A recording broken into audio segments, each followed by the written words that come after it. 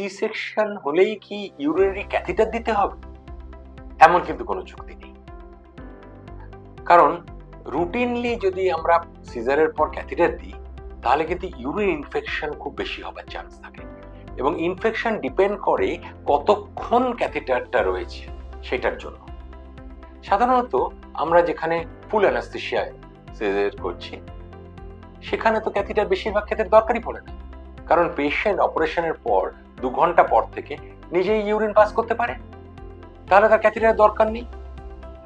কারণ ক্যাথিটার অনেক সময় দরকার পড়ে কখন, অনেকের ক্ষেত্রে তাদের ইউরিন করতে অসুবিধে হয়, বা ইউরিনটা হয়তো দেখা গেল বেশি পরিমাণে হচ্ছে না, কম কম পরিমাণে হচ্ছে, সেখানে আমরা একটা সিঙ্গেল ক্যাথিটার একটা এপিসোড ইউজ করতে পারি, রুটিনলি নয়। কারণ আগে বললাম যে ক্যাথিটার কতক্ষণ দিয়ে রাখছি তার উপরে কিন্তু ইউরিন ইনফেকশনের চান্সটা, অর্থাৎ সিজারের পর একটা ইউরিন ইনফেকশন অ্যাভয়েড করার জন্য আমরা ক্যাথিটারই অ্যাভয়েড করতে চাই।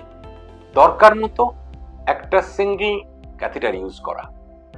যদি কোনো ক্ষেত্রে, সেটা খুব রেয়ার, যে পেশেন্ট ইউরিন পাস করতে পারছে না কোনো কারণে বা বেড থেকে উঠতে পারছে না কোনো কারণে, শুধুমাত্র সেই কারণে আমরা ক্যাথিটার দেবার কথা ভাবতে পারি। কিন্তু ডেফিনেটলি সব সিজারের সময় বা সব সিজারিয়ান সেকশনের পরে ক্যাথিটার ইউজ করার কিন্তু আমরা কোনো হেতু দেখি না।